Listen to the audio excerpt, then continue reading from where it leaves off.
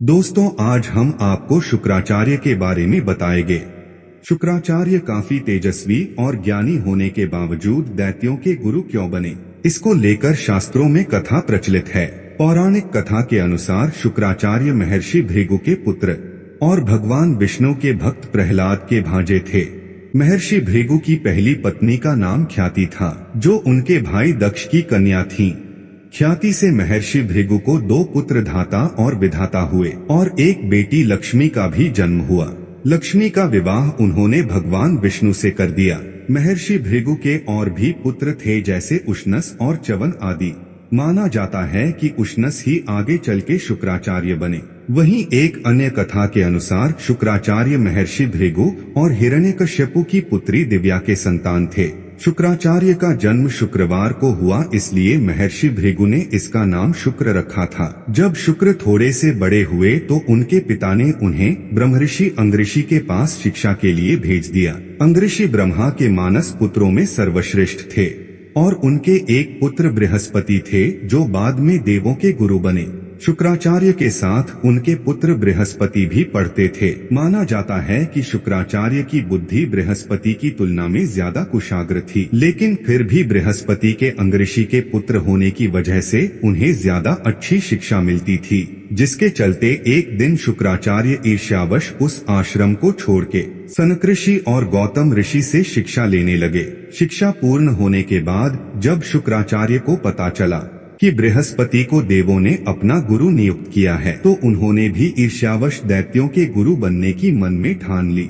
लेकिन उसमें सबसे बड़ी बाधा यह थी कि दैत्यों को हमेशा देवताओं के हाथों मिलने वाली पराजय थी। इसके बाद शुक्राचार्य मन ही मन ये सोचने लगे कि अगर वह भगवान को शिव को प्रसन्न करके उनसे संजीवनी मंत्र प्राप्त कर लेते हैं तो वह दैत्यों को विजय दिलवा सकते हैं। इसके बाद उन्होंने भगवान शिव की कठोर तपस्या शुरू कर दी।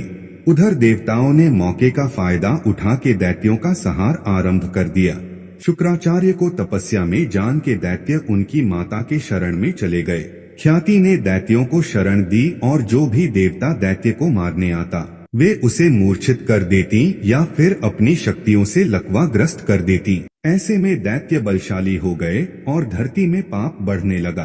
तब धरती पर पुनः धर्म की स्थापना के लिए भगवान विष्णु ने शुक्राचार्य की मां और भृगु ऋषि की पत्नी ख्याति का सुदर्शन चक्र से सिर काट के दैत्यों के संहार में देवों की और पूरे जगत की मदद की। जब इस बात का पता शुक्राचार्य को लगा तो उन्हें भगवान विष्णु पर बड़ा क्रोध आया और उन्होंने मन ही मन उनसे बदला लेने की ठान ली। वो एक बार फिर भगवान शिव की तपस्या में लीन हो गए और कई सालों की घोर तपस्या के बाद भगवान शिव ने उन्हें संजीवनी मंत्र दे दिया। फिर शुक्राचार्य ने दैत्यों के राज्यों को पुनः स्थापित कर अपनी मां की मृत्यु का बदला लिया। ऐसा माना जाता है कि तब से शुक्राचार्य और भगवान विष्णु एक दूसरे के शत्रु बन गए। कुछ समय के बाद बृहस्पति देव ने अपने पुत्र को शुक्राचार्य से संजीवनी मंत्र सीखने को उनके पास भेजा। जब वह विद्या सीख गया तो उसने शुक्राचार्य का पतन कर दिया। दोस्तों, हमारी कहानी कैसी लगी कमेंट करके जरूर बताएं और हमारे चैनल को सब्सक्राइब जरूर करें और लाइक भी करें।